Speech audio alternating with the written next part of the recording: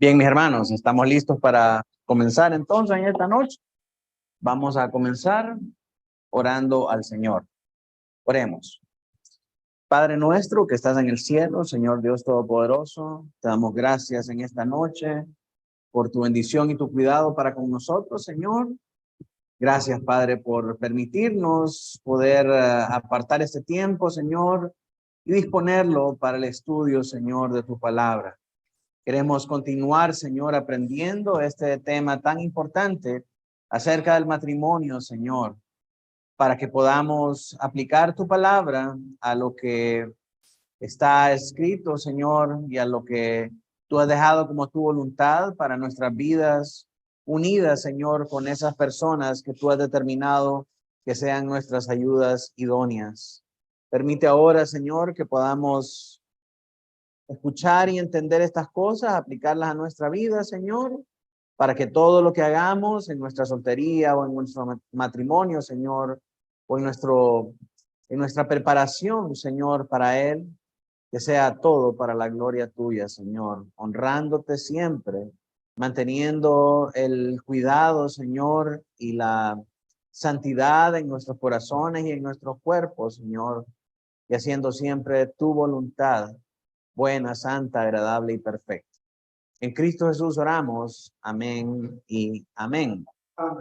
Muy bien, hermanos, anteriormente habíamos hablado que este capítulo 25 presenta algunas deficiencias en cuanto a las definiciones de lo que es el matrimonio, el divorcio y una tercera, podríamos decir, que es la soltería vista desde la perspectiva bíblica. Así que sacando todo eso de fuera y dando por sentado lo que estudiamos en la clase anterior, nos preparamos en esta clase para ver la manera en cómo la confesión nos presenta una perspectiva bíblica acerca del matrimonio. Entonces, tal como dijimos en la reunión pasada, este capítulo se divide en tres partes. La primera parte, que es el párrafo 1, que tiene que ver con la regla monógama del matrimonio. La segunda parte, que es el párrafo 2, que tiene que ver con el propósito del matrimonio. Y vamos a ver que hay más de un propósito.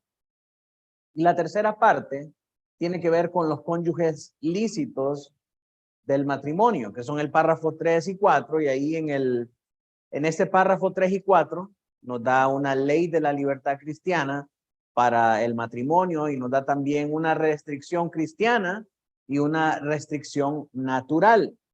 Así que vamos a comenzar primeramente entonces con la primera parte que tiene que ver con el párrafo 1.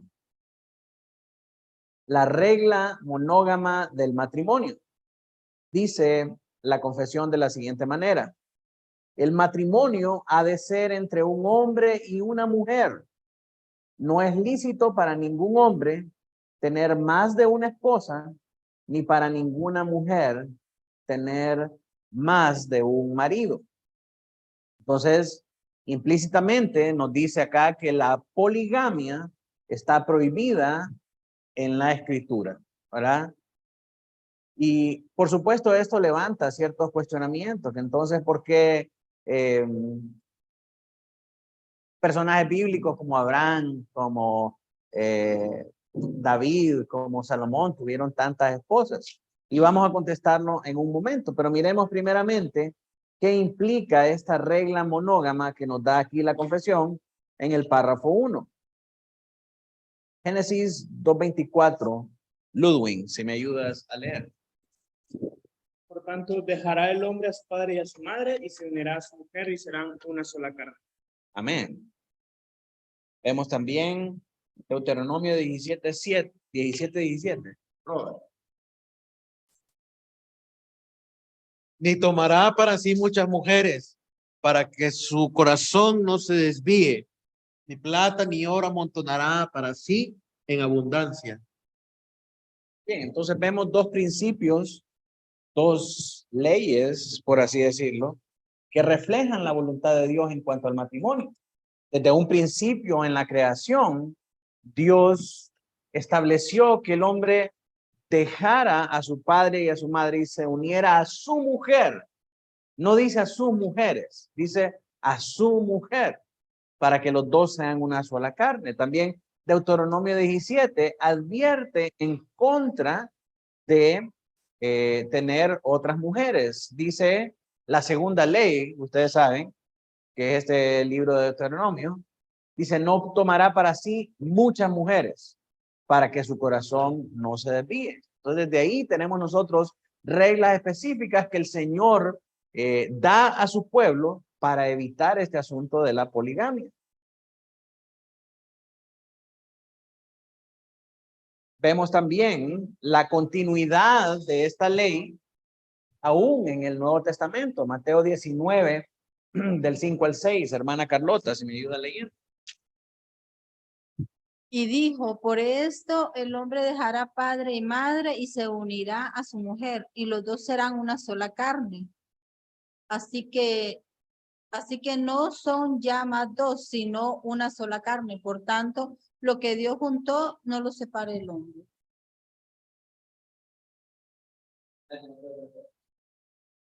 Pero es necesario que el obispo sea irreprensible, marido de una sola mujer, sobrio, prudente, decoroso, hospedador, apto para enseñar.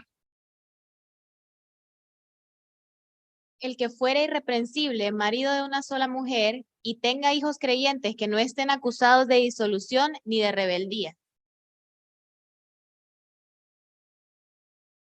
Entonces vemos ahí, hermanos, que aún en el Nuevo Testamento se mantiene la continuidad de esta regla cuando Jesús no solamente cita el principio creacional en Génesis, sino que también va más allá y dice, ya no son más dos, sino una sola carne.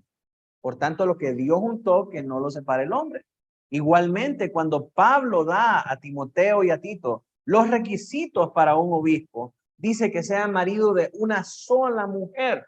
¿Por qué? Porque ellos conocían y respetaban y se sujetaban al principio creacional y a la ley de Dios que establece que un hombre tiene que estar casado únicamente con una sola mujer. Entonces, este principio de la monogamia, esta ley de la monogamia es algo que ya existía desde la creación. Desde el momento en que Dios crea al hombre y a la mujer, les dice, se unirán los dos y serán una sola carne. No se va a unir a otras mujeres para hacer una carne también con esas otras mujeres. Y este principio tiene continuidad en el Nuevo Testamento, es afirmado por el Señor Jesucristo, y aún en las iglesias, al momento de establecer a sus pastores, ellos debían fijarse en esta cualidad como una cualidad inequívoca de un hombre que había sido llamado al ministerio. Entonces, ¿qué pasa con la poligamia en la Biblia? Los versículos anteriores nos manifiestan a nosotros que la regla desde el principio era la monogamia, ¿verdad?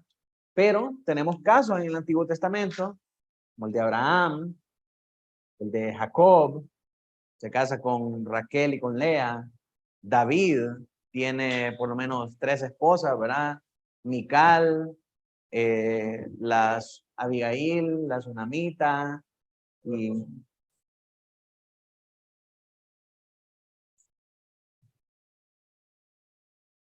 correcto, pero no es el mandato de Dios. Dios no lo estableció así. Salomón llega a tener 1000 mujeres, ¿verdad? Entonces, ¿qué es lo que pasa aquí con esto? Eran violaciones a la ley divina que Dios había establecido el matrimonio. A pesar de que estos hombres tuvieron muchas mujeres, no fue porque Dios así lo había establecido. No hay una luz en el Antiguo Testamento que nos diga a nosotros, por esto estos hombres tuvieron estas mujeres, y en estos casos Dios permite tener estas mujeres. Hay muchos que han dicho que pues era un acto de benevolencia, ¿verdad? Que ellos acogían a mujeres que no tenían oportunidad de ser bien tratadas y de llevar una buena vida, y entonces por misericordia ellos le extendían matrimonio para traerlas bajo su regazo y todo lo demás. Pero Sí, correcto. Culturalmente hay muchas razones por las que un hombre practicaba la poligamia en otras culturas fuera del pueblo de Dios. Pero nosotros como pueblo de Dios específicamente no tenemos una luz o una instrucción en el Antiguo Testamento que nos diga que sea permitido. Todo lo contrario, desde Génesis hasta Apocalipsis ustedes van a ver que siempre Dios prohibió la poligamia y Dios mandó al hombre a casarse con una sola mujer. Y esta poligamia no manifestaba el mismo grado de dureza del corazón como lo haría hoy. Hoy tenemos más revelación, tenemos más luz y tenemos más mandamientos que nos prohíben específicamente a nosotros no casarnos con más mujeres que la que Dios nos ha dado.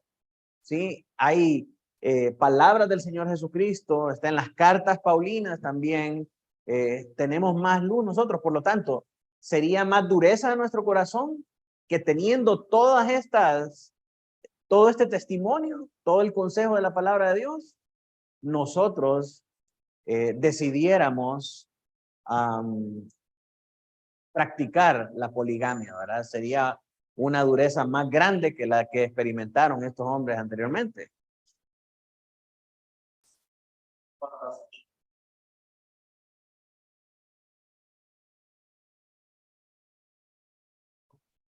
Correcto.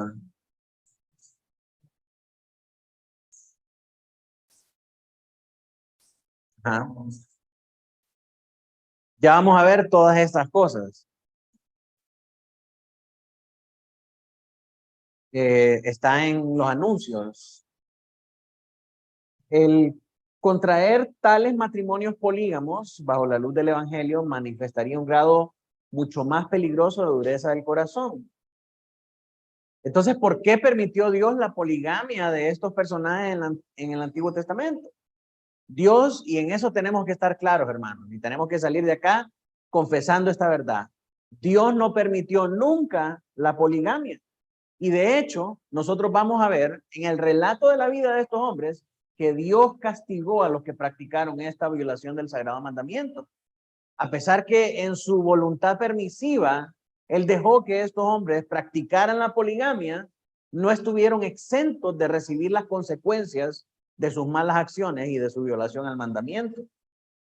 La manera en cómo Dios castigó esta maldad fue a través de sufrimiento, castigo directo de Dios y decadencia espiritual en algún momento de sus vidas. Vamos a ver que siempre todas estas relaciones eran problemáticas, eran sufridas, tenían serias consecuencias, pleitos familiares, iras, contiendas, nunca fueron una cuestión bonita y una cuestión deleitosa como tiene que ser el matrimonio, sino que siempre experimentaron la dureza, el sufrimiento, el castigo de Dios con la esterilidad. La esterilidad es un tema en 3 generaciones seguidas.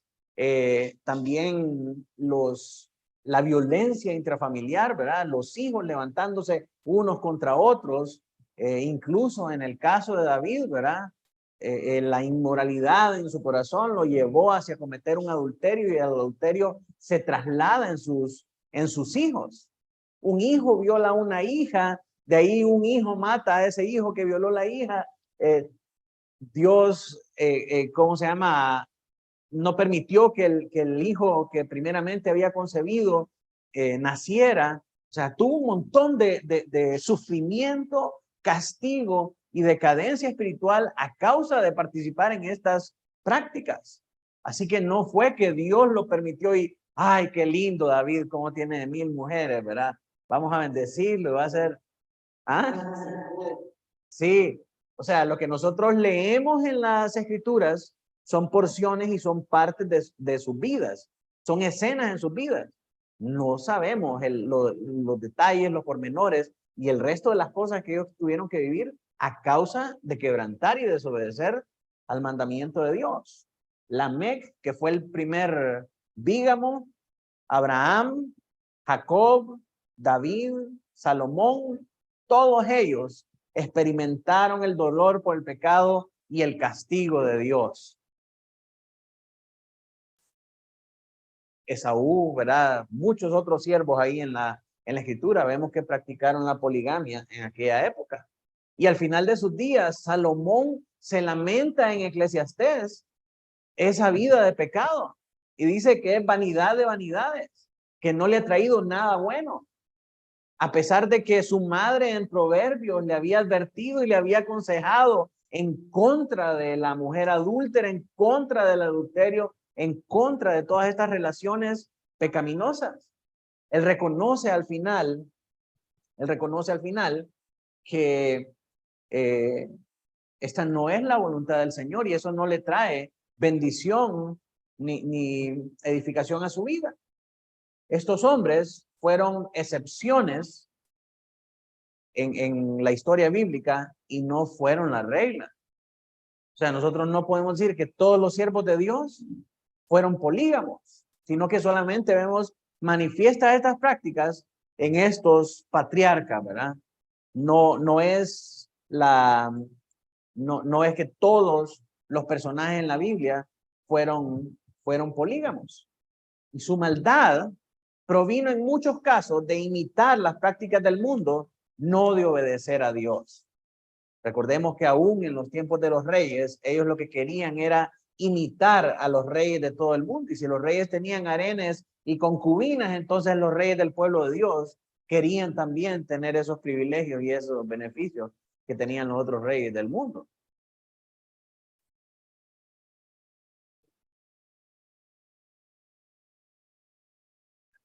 Correcto.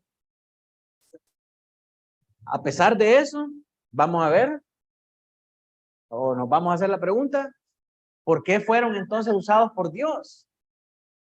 Estaban en un quebrantamiento y estaban en una situación tan difícil, tan contraria, ¿verdad?, a lo que Dios ha establecido. Por la misma razón que Dios sigue usando hoy mentirosos, adúlteros, fornicarios, ladrones, homicidas, pérjuros, etcétera. Por la misma razón, no los escogió por ser excepcionalmente santos. Los escogió por ser viles pecadores en los que su gracia podía manifestarse plenamente. No por lo que ellos son, sino por quién es Dios. A pesar de ser quien eran, Dios, en su infinita misericordia y divina providencia, escogió manifestarse a través de ellos. ¿Por qué? Cuando estemos en el cielo le vamos a preguntar a Dios por qué. ¿Por qué no usó a otros hombres que sí eran más santos, que eran vasijas de honra y escogió a estos hombres tan frágiles, tan pecadores como nosotros? Únicamente por su gracia. Romanos 9:16 nos habla acerca de este carácter de Dios en usar a los que Él quiere a pesar de los medios que Él mismo ha establecido. Alejandro, si me ayudas ahí. Romanos 9:16. Así que no depende del que quiere ni del que corre, sino de Dios que tiene misericordia.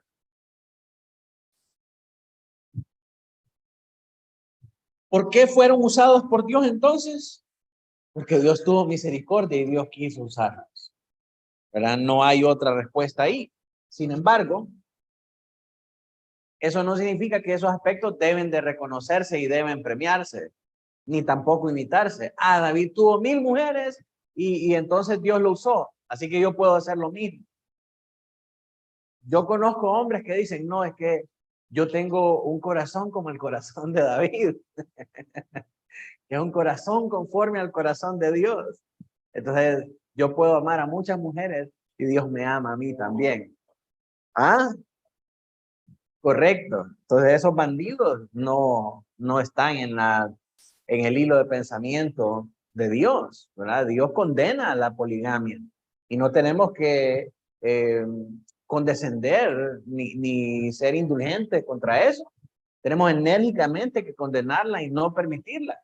Sabemos que estos hombres, Dios en su voluntad permisiva lo permitió, pero no significa que estaba de acuerdo con eso y que no lo castigó. Sí lo castigó. Pero a pesar de eso, Dios decidió utilizarlos porque tenía un plan para ellos que había establecido desde antes de la fundación del mundo. ¿Verdad?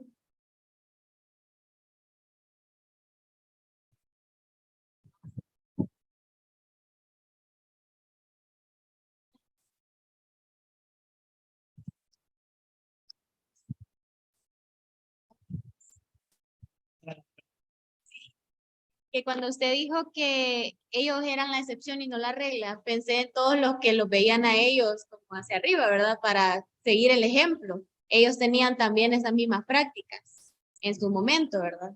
¿O no?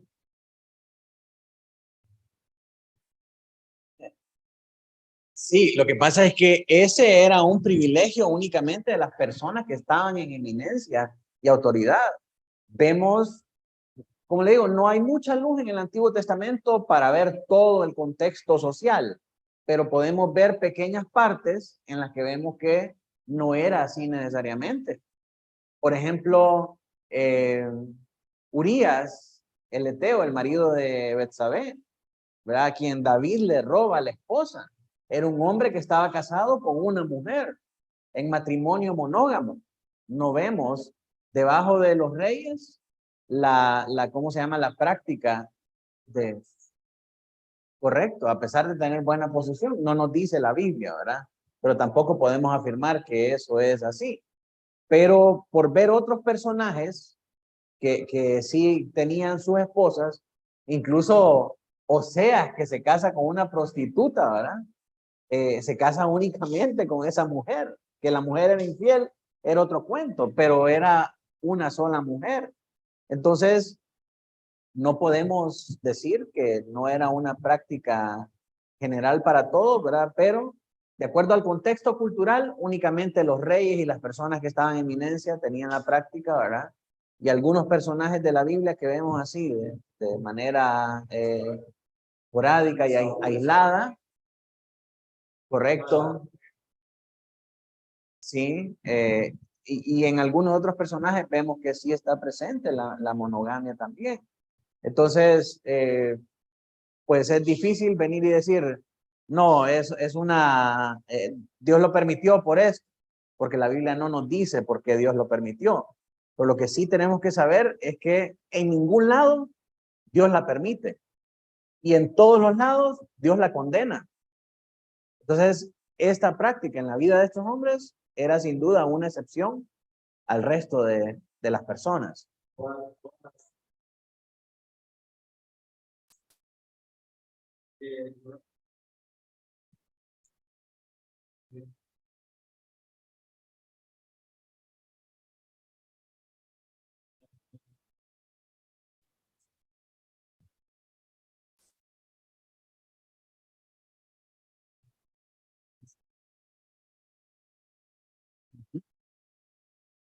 Si Dios lo permitió, ¿a dónde lo permitió? Tal vez. Ajá.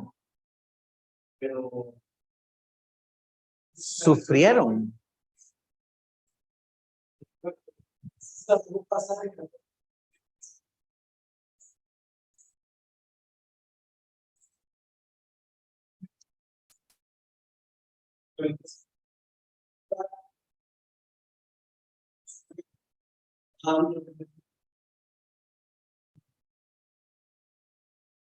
No, nunca, nunca, ni desde el principio. A pesar que la manera, vamos a ver, a pesar de que la manera en la que los hombres se iban a reproducir era casándose entre hermanos, Dios nunca permitió que un hombre tuviera muchas mujeres. O sea, podés casarte con tu hermana, pero no casarte con más hermanas. ¿Y por qué? Porque tenemos que entender, y lo vamos a ver más adelante, que toda la descendencia de los hombres viene de la línea de Adán y de la línea de Eva. Son dos linajes que no están interrelacionados o interconectados entre sí, sino que a partir de los descendientes ordinarios comienzan a recombinarse, ¿verdad? el ADN de uno con el otro para sacar la descendencia. Y en ese momento el linaje no estaba tan deteriorado como una tercera, cuarta, quinta generación, que ya sí entonces empiezan a haber casos de incesto, ¿verdad? Que padres están casándose con hijos y todo eso. Entonces la ley llega para ya prohibir. Ya este no es un momento en que sigan con esa práctica. Ahora, de aquí para allá, necesitamos hacer las cosas diferentes. Pero esa era la manera en la que originalmente los hombres se iban a reproducir. De nuevo, vamos a hablar acerca de eso cuando miremos las restricciones naturales. Pero hablando acerca de la poligamia, Dios nunca la permite, siempre la condena. Y a pesar de que usó a estos hombres siendo polígamos, no debemos resaltar estos aspectos o estas prácticas como algo que nosotros deberíamos imitar o como algo digno de reconocimiento. Exactamente. Y lo que sucede es que Romanos 8:30 nos dice, a los que predestinó, a estos también llamó, y a los que llamó, a estos también justificó, y a los que justificó, a estos también glorificó. Dios puede usar a una persona en esa condición, pero no significa que la va a seguir usando siempre y la va a dejar siempre en esa condición. Así como puede usar un mentiroso, puede utilizar un adúltero, puede utilizar un fornicario, pero no significa que lo va a dejar así y que lo va a usar siempre de esa manera. Si Dios lo escogió, Dios lo va a apartar y Dios lo va a limpiar de su pecado hasta que lleve a glorificarlo. Cuando Isaías recibió el rollo, ¿se acuerdan la visión del rollo? ¿Qué dijo Isaías? Miserable hombre de mí, porque soy un hombre de labios inmundos. Era un mal hablado, era un bocón. Isaías era un bocón. Y es uno de los profetas que Dios utilizó para hablar más claramente acerca del Mesías, su venida y su nacimiento. Pero Isaías no quedó siendo un bocón. Fue refinado por Dios, le metió un carbón encendido en la boca para purificarle la boca. Y le dijo, trágate el rollo. Cuando se tragó el rollo, lo sintió amargo en el paladar, pero dulce en el estómago. O sea, Dios lo eligió siendo así, siendo mal hablado, pero Dios se encargó de refinarlo, Dios se encargó de purificarlo para su gloria. Entonces lo mismo pasó con estos hombres, aunque en una faceta de su vida hayan estado de esta manera, sin duda alguna, Dios fue purificando sus vidas hasta el punto de presentarlos justos delante del Padre y glorificarse en ellos por ser sus escogidos. ¿Me doy a entender, mis hermanos?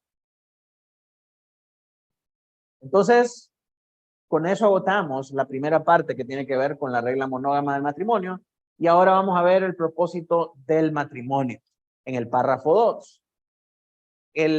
La clase pasada hablamos cuál era el propósito fundamental del matrimonio. ¿Cuál era? El compañerismo. Sí, correcto. Ese es el propósito fundamental del matrimonio. Vemos que cuando Dios crea al hombre y a la mujer, los pone en el huerto para que no estén solos, porque dice, no es bueno que el hombre esté solo. Entonces, primeramente, ese es el propósito principal, superior y más importante. Pero tenemos que saber que no es el único, porque Dios después también le da otras directrices al hombre.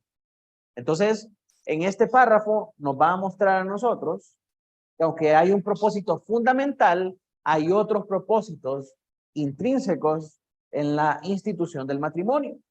Dice ahí el párrafo 2, el matrimonio fue instituido para la mutua ayuda de esposos y esposas, para multiplicar el género humano por medio de una descendencia legítima y para evitar la impureza. Son tres propósitos que nosotros vemos acá. Vemos la ayuda mutua de marido y esposa, que es el compañerismo. Vemos el incremento de la humanidad con descendencia legítima, que nos habla acerca de procreación. Y vemos la prevención de la impureza, que es la consagración. Entonces hay tres propósitos específicos en el matrimonio: compañerismo, procreación y consagración. ¿Qué dice la Biblia al respecto?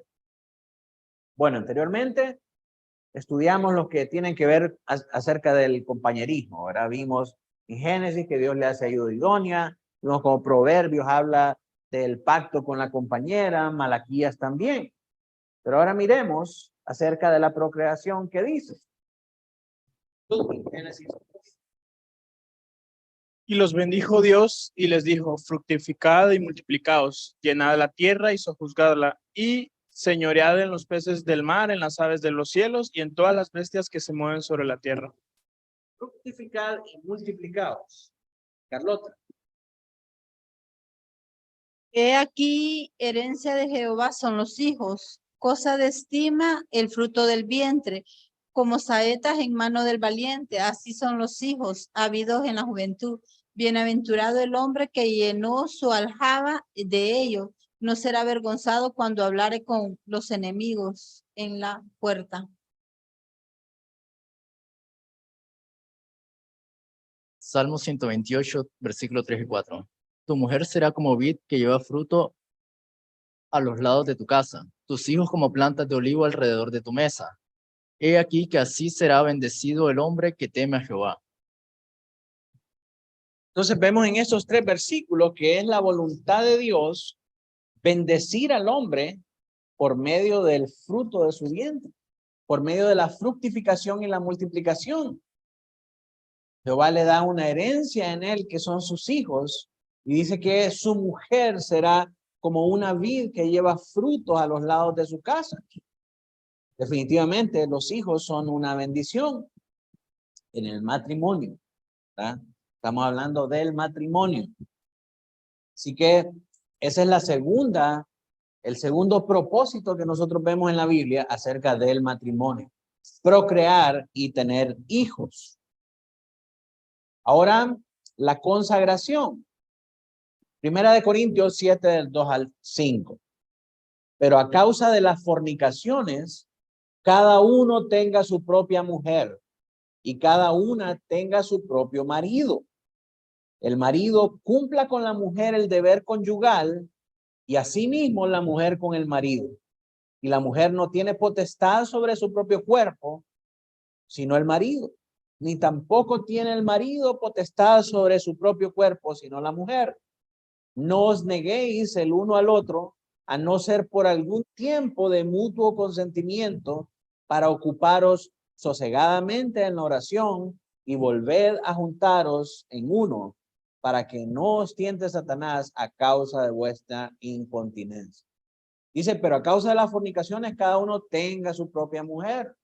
Entonces, teniendo su propia mujer, es librado de la fornicación. Y cada uno tenga su propio marido. Teniendo su propio marido, es librado entonces de la fornicación. Por lo tanto, el matrimonio es un medio para la consagración del hombre y de la mujer, porque ya no los mira Dios como dos, sino como una sola carne. Primera de Corintios 7, 9. Emily. Pero si no tienen don de continencia, cásense, pues mejor es casarse que estarse quemando.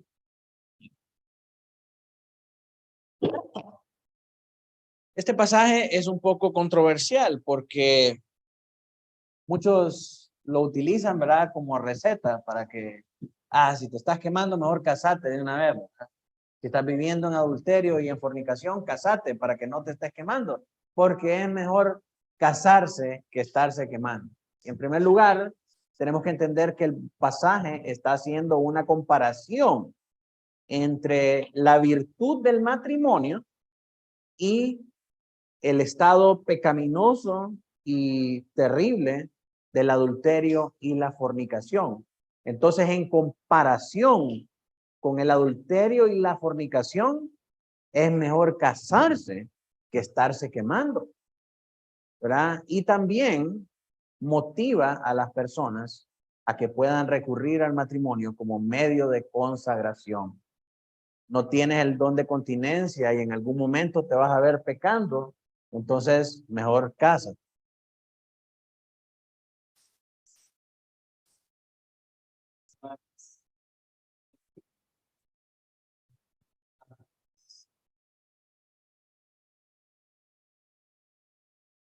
Por el contexto creo que está hablando acerca de estar en fornicación. Sí, correcto. De no caer en la fornicación, ¿verdad? Entonces, es una motivación para poder contraer el matrimonio como medio de consagración, que es lo que nos habla el contexto de este pasaje, que es toda esta parte de 1 Corintios 7. Dime.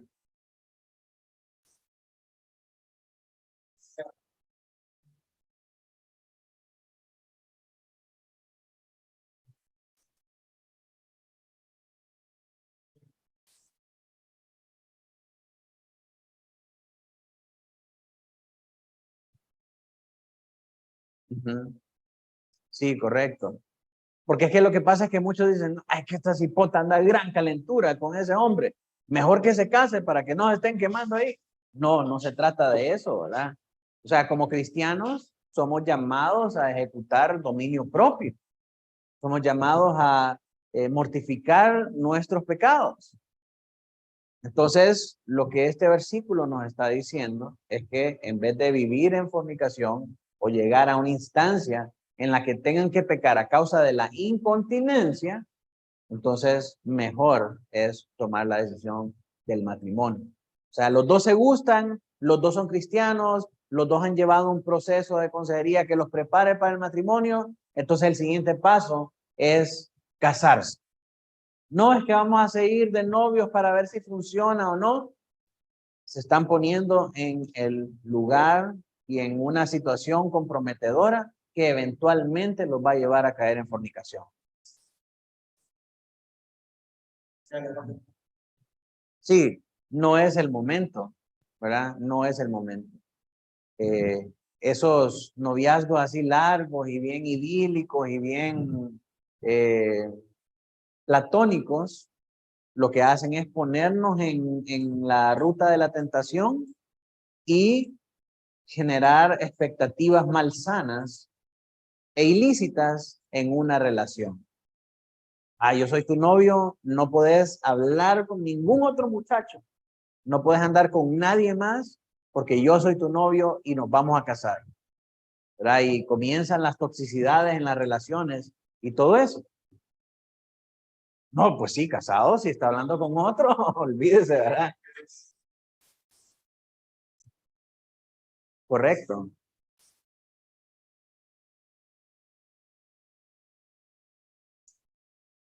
Sí, pero en un tiempo corto. O sea, nos vamos a comprometer porque nos vamos a casar, ¿verdad?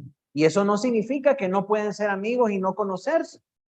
Está bien ser amigos y conocerse. Lo que es malo es ser novio y utilizar el modelo de dating del mundo para probar y ver si nos va bien. Si funciona, nos casamos. Si no funciona, entonces no.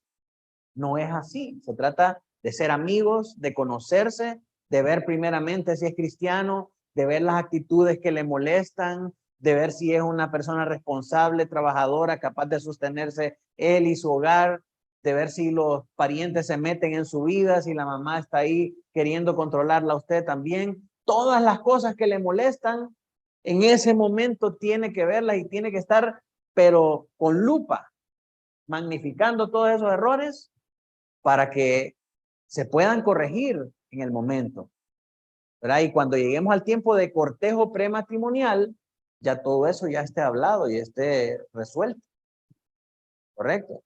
Y por eso es que en las relaciones de larga distancia no funciona esa situación porque no existe ese estarse viendo, estar interactuando y estar determinando las cosas que me gustan, las cosas que no me gustan, las cosas que necesito cambiar, hablando acerca de los planes, tu manera de pensar acerca de estas cosas. Muchas de nuestras relaciones vienen o toman el modelo del mundo, que es el modelo de dating, ¿verdad? En el que hacemos precisamente eso. Nos metemos a ver si funciona la cosa y en esa relación entonces nos otorgamos privilegios que no nos corresponden, como los besos, las caricias, infatuaciones, romance y todo lo demás. No es el momento para eso.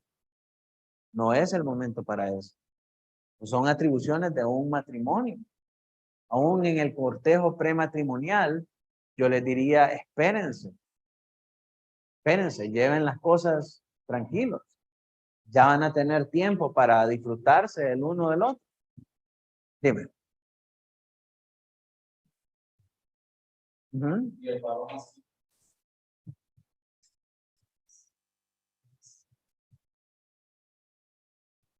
Lo ideal es que estén acá para que puedan convivir y puedan, porque esas cosas solamente se miran y se saben conviviendo. Conviviendo entre ellos, conviviendo con la familia, conviviendo también con la iglesia, porque la iglesia tiene que dar testimonio de su vida, tiene que dar testimonio de esa relación y tiene que dar testimonio de que han llevado las cosas bien, porque si van a intercambiar sus votos matrimoniales, lo van a hacer ante una comunidad de creyentes que va a dar fe y testimonio de que verdaderamente han llevado las cosas bien.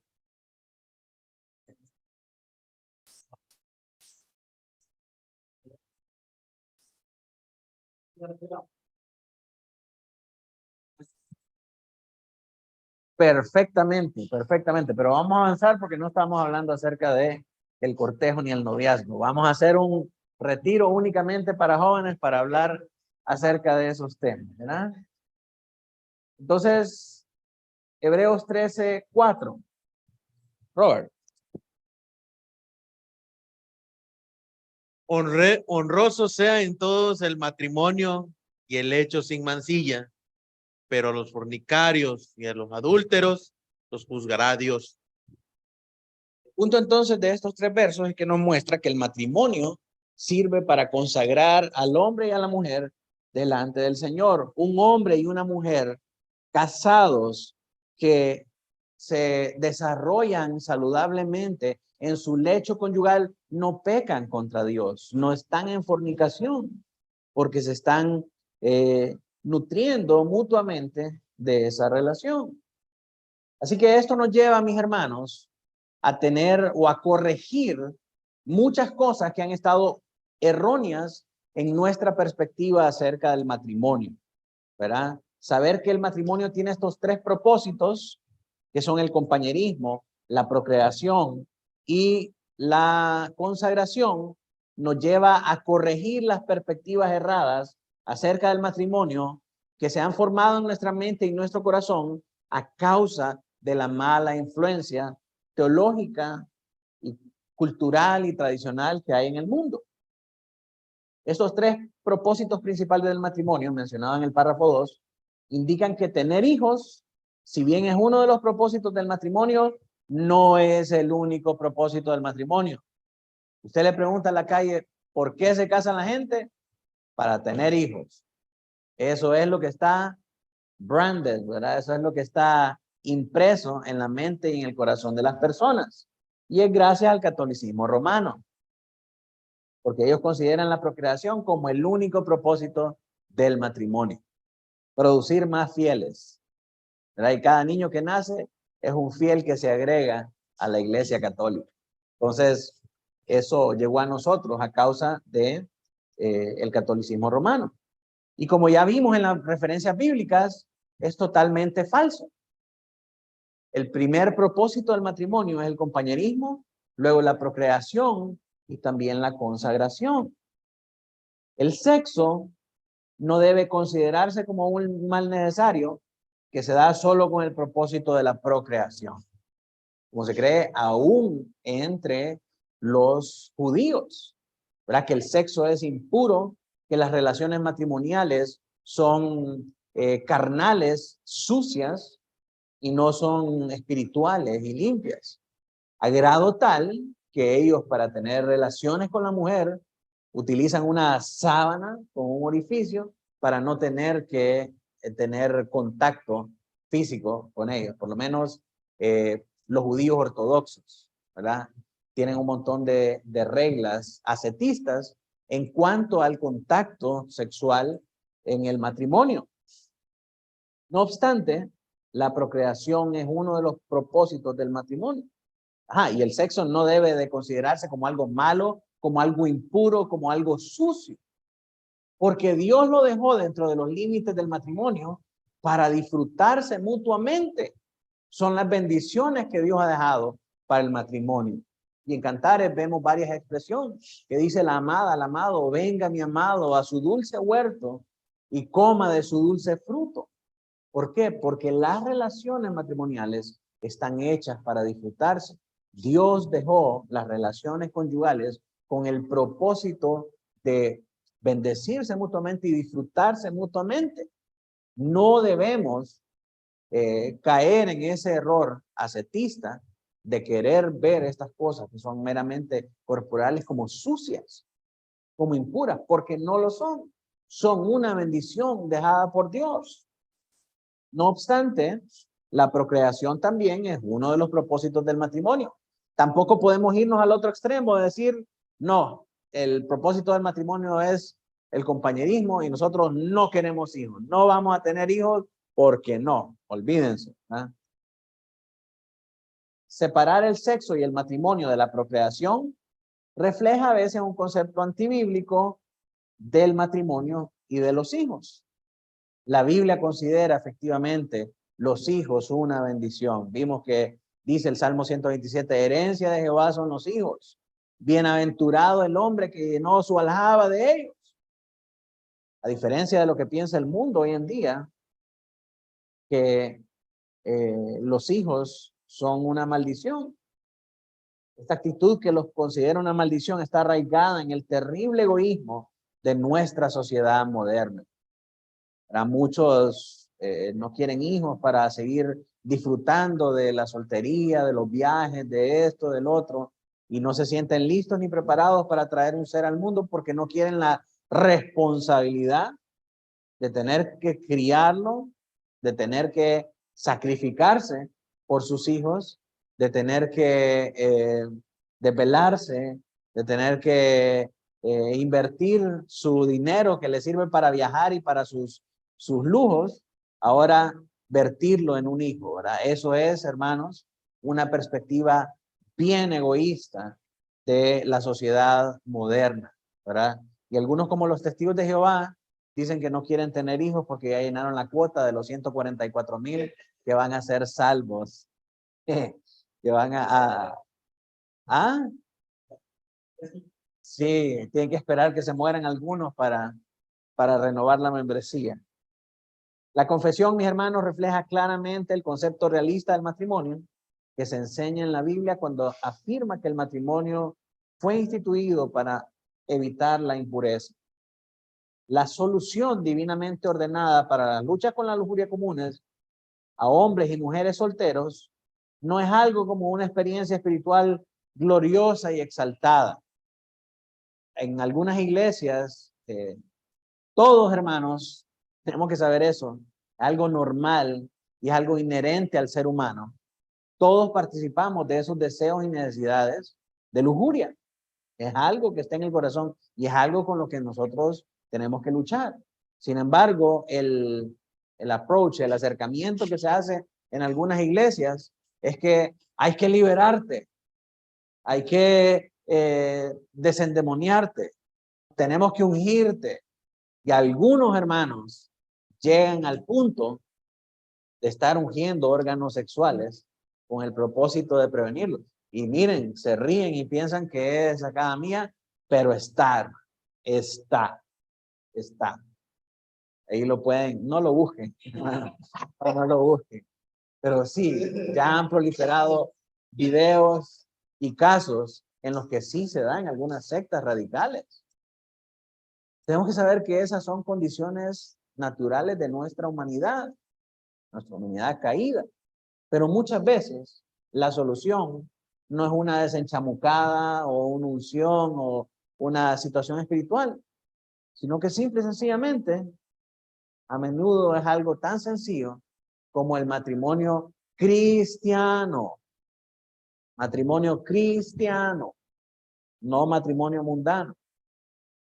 El matrimonio mundano busca servirse el uno del otro y complacer sus propios deseos y anhelos. El matrimonio cristiano es algo diferente. es sacrificio, es compromiso, es responsabilidad, es amor, es muchas otras cosas. Así que pasamos finalmente a la tercera parte, que tiene que ver con los cónyuges lícitos del matrimonio, en el párrafo 3 y 4. Vamos a leer primeramente lo que nos dice en el párrafo 3 y 4 para después explicar lo que está intrínseco acá. El párrafo 3 dice, pueden casarse lícitamente toda clase de personas capaces de dar su consentimiento en su sano juicio. Sin embargo, es deber de los cristianos casarse en el Señor. Y por tanto, los que profesan verdadera fe no deben casarse con incrédulos o idólatras, ni deben los que son piadosos unirse en yugo desigual, casándose con los que sean malvados en sus vidas o sostengan herejías condenables. El matrimonio no debe contraerse dentro de los grados de consanguinidad o afinidad prohibidos en la palabra, ni pueden tales matrimonios incestuosos legalizarse jamás por ninguna ley humana, ni por el consentimiento de las partes, de tal manera que esas personas puedan vivir juntas como marido y mujer. Entonces vamos a ver aquí tres cosas. En primer lugar, la regla de la libertad cristiana para el matrimonio, para contraer matrimonio. En segundo lugar, vamos a ver las restricciones que la Biblia nos da acerca del matrimonio. Y vamos a ver dos tipos de restricciones. Una restricción cristiana y una restricción natural. ¿Ok? Entonces miremos primero la regla general de la libertad. La regla de la libertad es que puede casarse lícitamente toda clase de personas capaces de dar consentimiento en su sano juicio. Esto quiere decir que sin importar trasfondo étnico, social, cultural, económico, toda clase de persona puede casarse. Toda clase de persona puede casarse, siempre y cuando haya un consentimiento en su sano juicio para poder contraer matrimonio. ¿Qué dice la Biblia? En 1 Corintios 7:39. Hermana Carlota. La mujer casada está ligada por la ley mientras su marido vive, pero si su marido muriere, libre es para casarse con quien quiera, con tal que sea en el Señor. La Biblia no contiene más restricciones en cuanto al matrimonio lícito que las mencionadas en estos párrafos. Usted puede casarse con quien usted quiera mientras sea en el Señor. Como dice la confesión, aparte de estas restricciones, pueden casarse lícitamente toda clase de personas. Esto significa personas mayores de edad, ancianos, minusválidos, personas de distintos trasfondos raciales, toda clase de personas pueden casarse. Chinos, negros, blancos, norteamericanos, indios, lo que sea, pueden casarse, con tal sea en el Señor. Pero no debemos confundir la cuestión de la libertad con la de la prudencia. Lo que no es pecaminoso puede ser imprudente.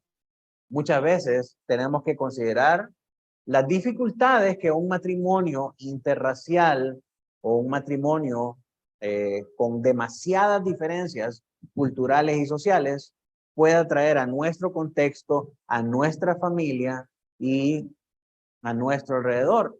Entonces, aunque no es pecado, puede ser simplemente imprudencia que nos lleve a tener problemas más adelante.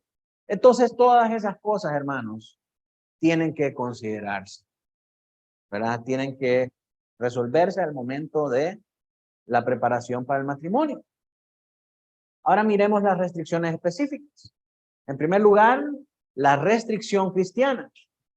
Dice, sin embargo, es deber de los cristianos casarse en el Señor. Y por tanto, Los que profesan la verdadera fe no deben casarse con incrédulos o idólatras, ni deben los que son piadosos unirse en yugo desigual, casándose con los que sean malvados en sus vidas o que sostengan herejías condenables. Debemos casarnos en el Señor. El cristiano tiene que casarse en el Señor. No puede un cristiano nacido de nuevo, bautizado, miembro de una iglesia bíblica, casarse con un no creyente. El problema es que muchas veces no sabemos cómo luce un no creyente. Y pensamos que porque alguien escucha música cristiana todo el día, que porque alguien dice amén cuando le dice Dios le bendiga, o porque alguien va a la iglesia y sirve en la banda de adoración, es entonces cristiano. Hay muchas consideraciones que nosotros tenemos que ver para determinar si una persona es cristiana.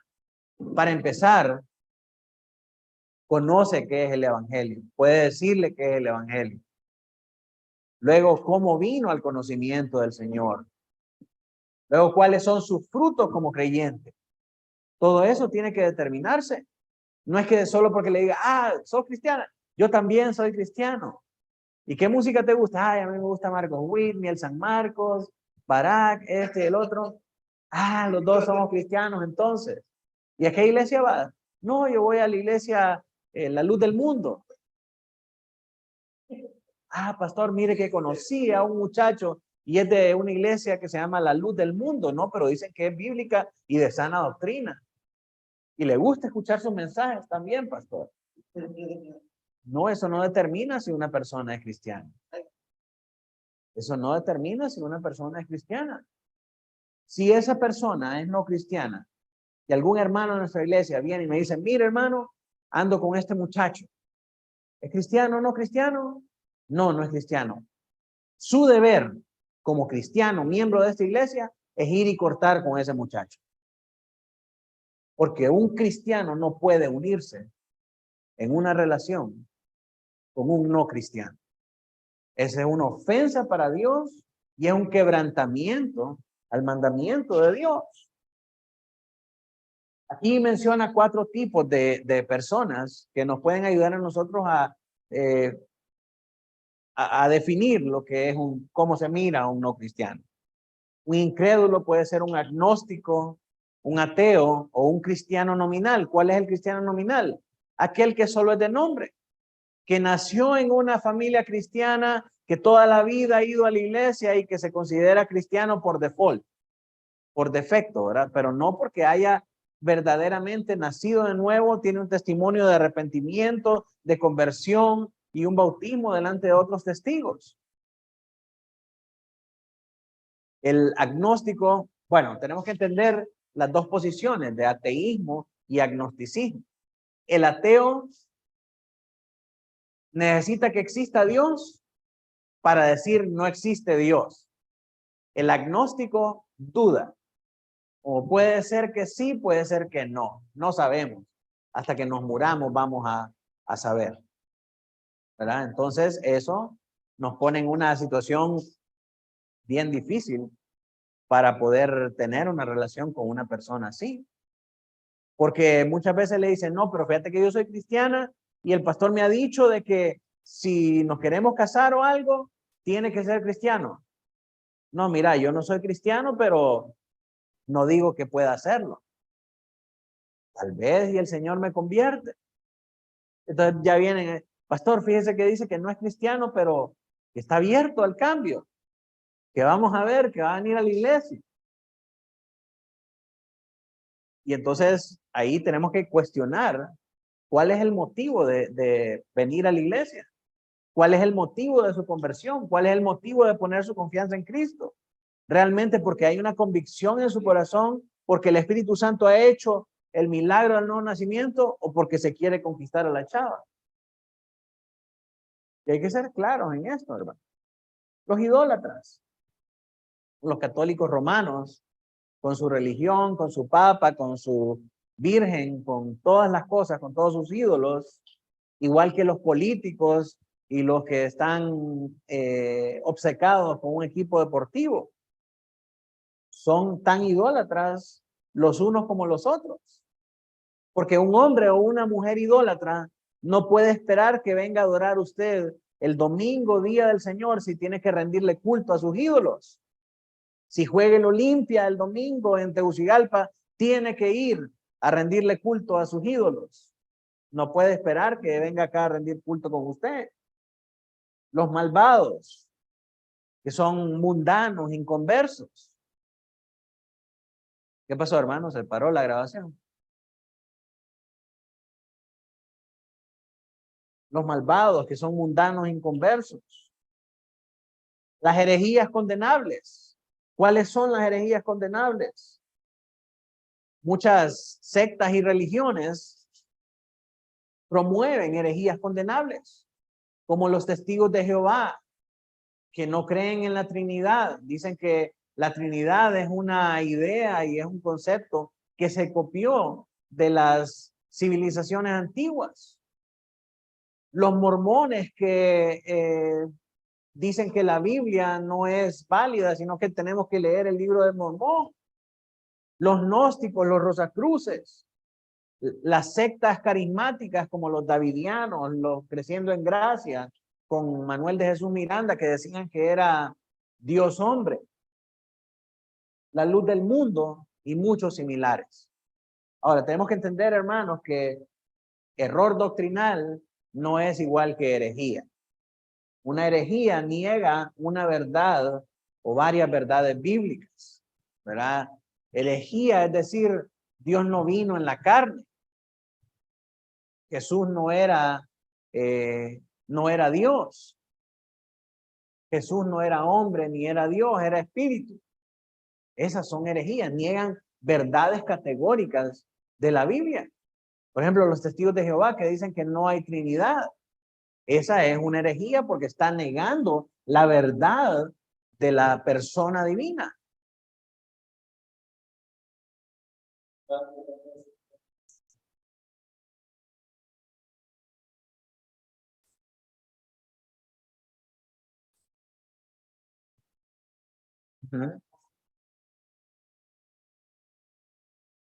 Sí. No, es error doctrinal. Sí,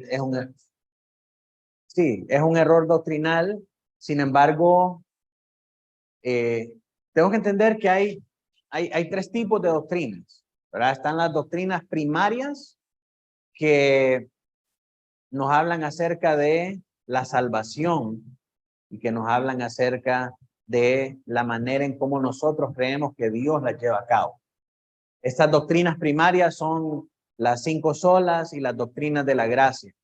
O sea, eso es innegociable para nosotros. Si alguien niega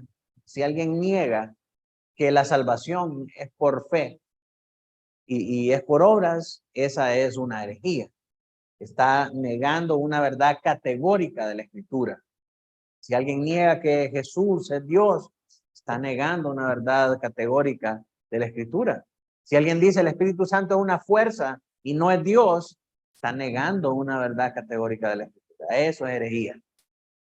Doctrinas secundarias son doctrinas que tienen que ver más con la manera en cómo nosotros practicamos nuestra fe, ¿verdad? El principio regulativo, el amilenialismo, todo ese tipo de cosas. No, perdón, la teología pactual, ese tipo de cosas son doctrinas secundarias. No son necesarias para la salvación, pero tienen una repercusión directa en la manera en cómo nosotros desarrollamos nuestra iglesia, nuestro credo, nuestra fe. Luego, doctrinas terciarias que tienen que ver con cosas bien periféricas, ¿verdad? Dispensacionalismo. Sí, sí. O sea, usted no puede decir que alguien es cristiano o no es cristiano solo porque cree o profesa, sí, porque cree en el rapto, o porque cree que Israel es el pueblo de Dios, o porque cree que va a haber un milenio, ¿cómo se llama? Literal en la tierra. Porque si eso es así, entonces está mandando al infierno a MacArthur. Está mandando al infierno un montón de hermanos que son buenos hermanos que creen en esa doctrina. Entonces es una doctrina terciaria. Pero no nos perdamos, hermanos, no es el tema de discusión.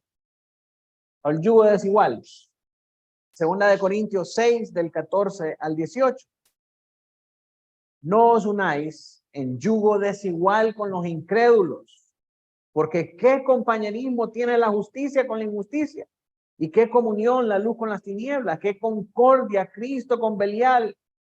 ¿O qué parte el creyente con el incrédulo?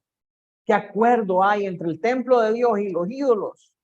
Porque vosotros sois el templo del Dios viviente. Como Dios dijo, habitaré y andaré entre ellos, y seré su Dios, y ellos serán mi pueblo. Por lo cual, salid en medio de ellos y apartaos, dice el Señor, y no toquéis lo inmundo. Yo os recibiré, y seré para vosotros por padre, y vosotros me seréis hijos e hijas, dice el Señor Todopoderoso.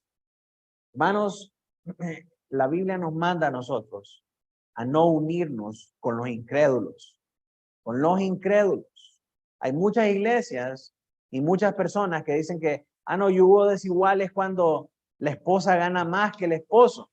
No, eso no es yugo desigual. Yugo desigual es unirse con un incrédulo. No, que es cuando el esposo es gringo y la esposa es indita. No, eso no es yugo desigual.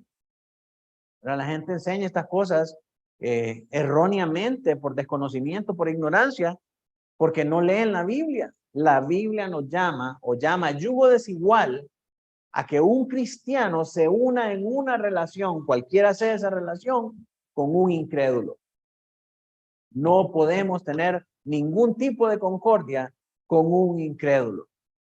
O sea, usted puede querer a sus amigos y son mis compañeros del colegio y todo lo demás, pero usted no puede tener comunión con esa gente porque lo van a llevar a hacer cosas que no son propias de un cristiano. Lo mismo sucede en una relación cristiana. ¿Cómo espera usted que un incrédulo vaya a respetar su postura acerca del cortejo prematrimonial, acerca de la preparación prematrimonial y acerca del matrimonio, si sus estándares son completamente diferentes a los suyos? Mis hermanos, la Biblia nos llama a no unirnos en esta clase de uniones. De nuevo, recordando el 1 Corintios 7:39, no importa que sea chino, negro, alto, bajo, rico, pobre, de cualquier denominación, con tal que sea en el Señor. Con tal que sea en el Señor. Esa es la única indicación que nos da la Biblia a nosotros. Que nos casemos con otros creyentes. Que nuestro proceso de conocimiento de matrimonio sea un proceso delante de Dios ordenado, bíblico, con la supervisión de la iglesia local y de nuestros pastores. Es pecaminoso que un cristiano se case con alguien que no sea cristiano. La obediencia a este mandato requiere evitar la tentación de violarlo. Si usted no quiere violar este mandamiento, no salga, no le dé alas, no le dé rienda suelta a una persona que no es cristiano. Que no es cristiano. ¿Por qué? Porque si usted se permite salir, conocer o dar cualquier tipo de falsa expectativa, pronto se va a ver en la necesidad de estar quebrantando este mandamiento al unirse en un yugo desigual. Y el error más grande que cometen todos los jóvenes que se meten a una relación así es pensar que lo van a cambiar. Es pensar que andando con él, viniendo a la iglesia, invitándolo acá, Dios lo va a cambiar para que se convierta en su príncipe azul y se case con él. O al revés, ¿verdad? Que se convierta en su princesa adorada y que se case con él. Ese es un error graso. Sucede en el 0.0001 de los casos. Pero en la mayoría de los casos, los cristianos que se vienen a convertir por una relación de noviazgo, se van de la iglesia cuando termina la relación. O entran en el matrimonio y después sacan las uñas y revelan quién verdaderamente son. Así que mis hermanos, no le dé falsas esperanzas a alguien que no es creyente. Vaya y corte con esa persona, porque está desobedeciendo al mandato de no unirse en yugo desigual, de unirse en yugo desigual, de no unirse en yugo desigual.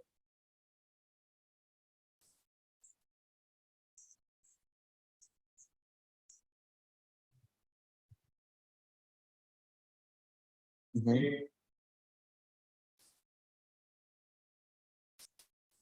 No, pues sí, porque de qué otra manera la vas a conocer, ¿verdad? Solamente así. Conocerla, podés conocerla. Ser amigos, podés ser amigos. Pero el error está en darle falsas expectativas y darle alas de que pueden ser algo más si las cosas marchan bien. Porque ella va a querer o él va a querer ajustar su vida a los requerimientos y a las demandas que tú tienes por parte de tu iglesia o por parte de tu pastor o por parte de tu religión. Correcto, correcto. No es que para ser cristiano realmente, un cristiano verdadero tiene que estar en la iglesia todos los días. Ah, pues yo empiezo a ir a la iglesia todos los días. No, pero es que tiene que estar sirviendo, pues me anoto en un grupo de servicio. Pero es que tiene que llevar a otras personas, pues invito a todos mis primos a que vayan. Entonces va haciendo puntos para poder justificar que es verdaderamente cristiano cuando realmente no hay una evidencia que nos diga a nosotros que verdaderamente es cristiano. Y ahora, ¿para qué pasar por todo ese dolor de cabeza de querer justificar a alguien que es cristiano cuando simple y sencillamente conocer a alguien que verdaderamente es cristiano te puede evitar todo ese proceso y todo ese trago amargo?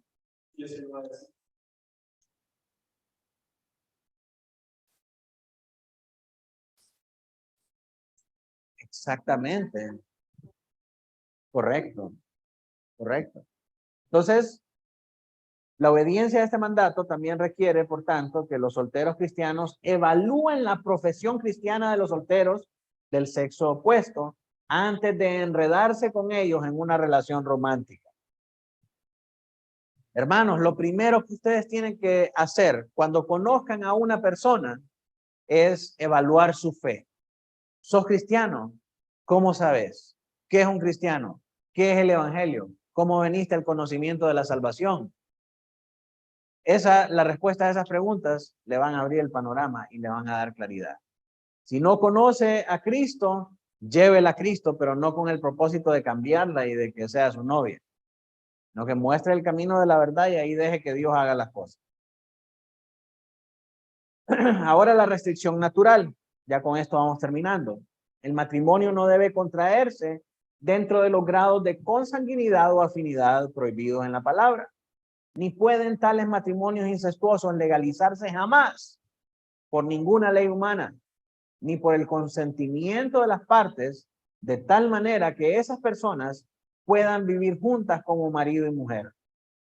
Nadie puede casarse dentro de los grados de consanguinidad y afinidad prohibidos en la palabra de Dios.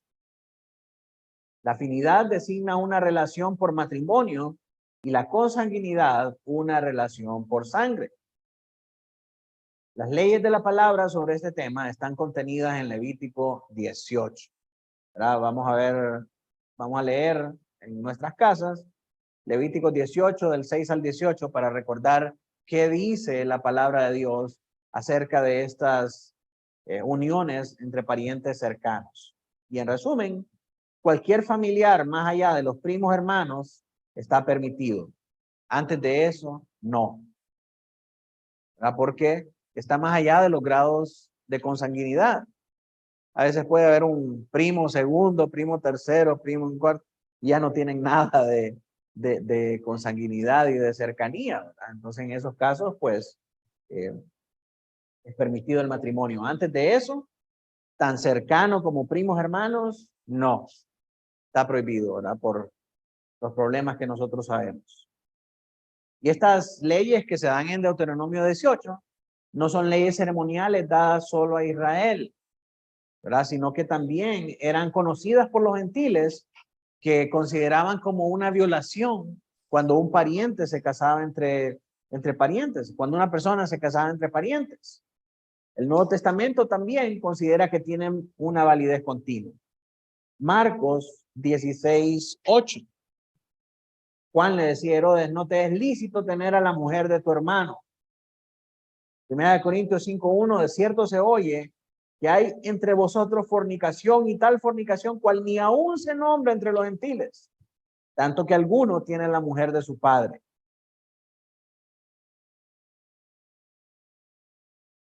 ¿Por qué en la Biblia se casaban entre hermanos? Vemos aquí en Génesis 20:12 que Abraham se casó con su hermana. Y si la verdad también es mi hermana, este es Abraham delante de Abimelech. Es mi hermana, hija de mi padre, mas no hija de mi madre. Era media hermana, ¿verdad? Y la tomé por mujer. Como les explicaba al principio, la manera en cómo los humanos debían reproducirse era a través del linaje de Adán y el linaje de Eva. Génesis 6:1 vemos esto expresado. Dice, aconteció que cuando comenzaron los hombres a multiplicarse sobre la faz de la tierra y le nacieron hijas, que viendo los hijos de Dios que las hijas de los hombres eran hermosas, tomaron para sí mujeres, escogiendo entre otras. Y este pasaje nos habla de los dos linajes, del linaje de Adán y del linaje de Eva. Muchas sectas carismáticas enseñan que estos hijos de Dios son los Bene Elohim, ¿verdad? Que eran unos diositos especiales que pertenecían a un congreso espiritual que tiene Dios en el cielo, con quien consulta todo lo que Dios hace, lo cual es absurdo y es una completa herejía porque niega la supremacía y la omnipotencia de Dios. Dios no necesita consultar su voluntad con ningún consejo de Dios, ¿verdad? Estos hijos de Dios, hijos de los hombres, son los linajes que habían en la tierra. Y la manera en cómo ellos se tenían que reproducir era entre ellos mismos. Los hijos de los hombres teniendo o escogiendo para ellas, los hijos de Dios, perdón, escogiendo para ellos mujeres de los hijos de los hombres. Y dice, viendo los hijos de Dios que las hijas de los hombres eran hermosas, tomaron para sí mujeres, escogiendo entre todas. Hay otras versiones que dicen los hijos de Adán y los hijos de Eva, ¿verdad? Y ahí vemos más claramente cuáles son estos linajes de lo que se está hablando acá. Es imposible, hermanos, es imposible que este pasaje hable acerca de ángeles caídos que vinieron a la tierra y tuvieron relaciones con las mujeres, y de esas relaciones nacieron gigantes de renombre que se habla aquí en este pasaje. En primer lugar, porque los ángeles son espíritus, no tienen cuerpo. No hay ninguna manera en que un ángel pueda tener una relación con una mujer y tener una cría híbrida y que nazcan gigantes. El único que es capaz de hacer eso por el poder del Espíritu Santo es Dios. Ese ángel es una cristofanía, es una aparición de Dios, del Señor Jesús en el Antiguo Testamento. Claro, claro, claro, claro.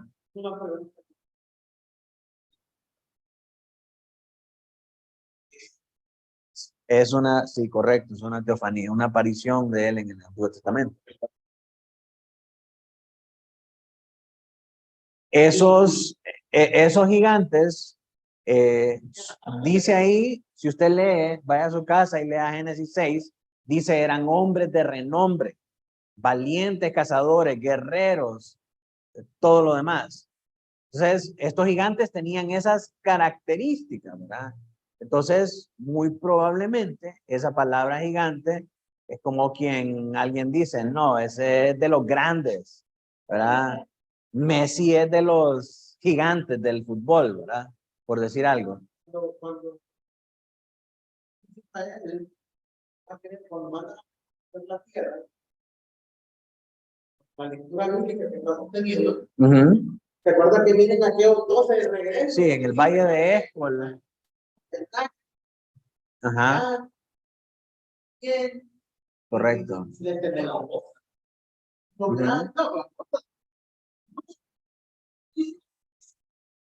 Sí, son como langostas delante de ellos. Sí, es el pasaje del valle de Escol.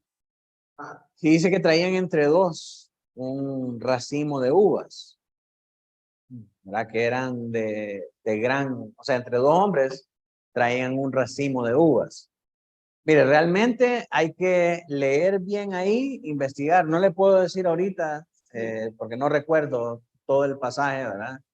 Pero sí hay que sacar muchas veces toda la ficción que nos han metido para ver objetivamente el pasaje y leer qué es lo que está diciendo, ¿verdad? Porque mucho de lo que dice ahí ha sido insertado a nosotros por la ficción, por la tradición y por la superstición.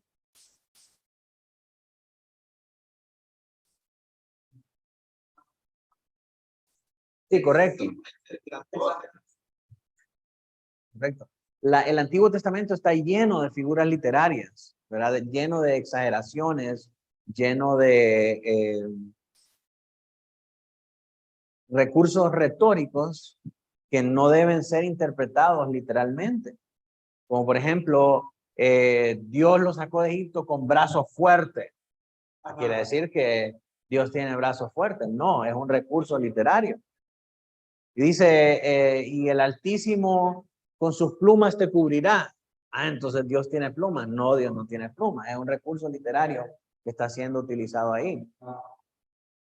Correcto. Sí, van a decir después que es Kukulcán, ¿verdad? La serpiente emplumada. Pero sí, hay que tener cuidado con eso y hay que leer más a fondo. No le tengo una explicación ahorita, pero sí se la voy a buscar para ver si realmente eran gigantes. Hay también algunos artículos en respuestas en Génesis acerca de estos gigantes, ¿verdad? Y realmente en el contexto, usted va a ver que habla de que estos gigantes eran valientes guerreros, hombres de renombre, grandes cazadores, ¿verdad? Que nacieron de las hijas de los hombres y de las hijas, de los hijos de Dios y de las hijas de los hombres. Entonces, hermanos, el punto es que así era como la descendencia tenía que multiplicarse. La línea genética todavía estaba pura y no había sido deteriorada. Con el tiempo y el aumento de la población se comenzó a deteriorar. Obviamente llevamos tercera, cuarta generación cuando ya comenzaban a casarse padres con hijos. Comenzaban a aflorar los conocidos problemas genéticos relacionados con la violación de estas leyes, es decir, malformaciones congénitas. No surgieron hasta después del tiempo de Abraham. Ya para el tiempo de Israel en el Sinaí, donde Dios da estas leyes, ya habían presentes algunas malformaciones congénitas. Y ustedes recordarán de lo que leímos de Levítico, que se habla de los hombres que tenían testigo magullado, que eran cojos, o tenían manos entuidas o cualquier otra malformación genética, se daba precisamente a causa de esta cercanía que había en el grado de consanguinidad. Y por eso es que es importante que en este punto el Señor extienda esta ley para prevenir que se sigan mezclando en grados tan cercanos de consanguinidad. Estas leyes fueron instituidas, al menos parcialmente, en vista de estos problemas genéticos. En conclusión, mis hermanos, el matrimonio debe ser entre un hombre y una mujer. La poligamia está prohibida en la Biblia. Los tres propósitos del matrimonio son el compañerismo, la procreación y la consagración. Toda persona es libre de casarse por mutuo consentimiento, con tal sea en el Señor. Creyente verdadero peca cuando se casa en yugo desigual con un incrédulo. Debe evitar a toda costa romper ese mandamiento. No puede tampoco un creyente casarse dentro de los grados de afinidad y consanguinidad prohibidos en la Biblia.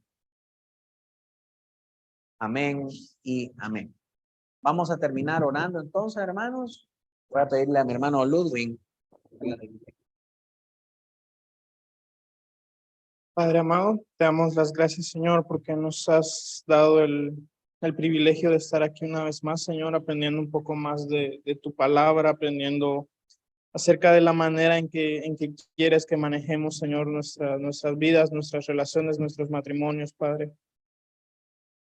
Bendice, Señor, nuestros corazones con la fuerza de voluntad para orar según tu palabra, Señor, para ser obedientes a ellos, Señor, y para tomar decisiones que sean para tu gloria en última instancia.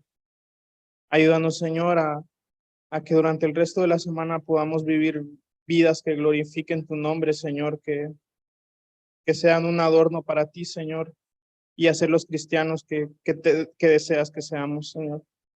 Te amamos profundamente, Padre. Amén y amén.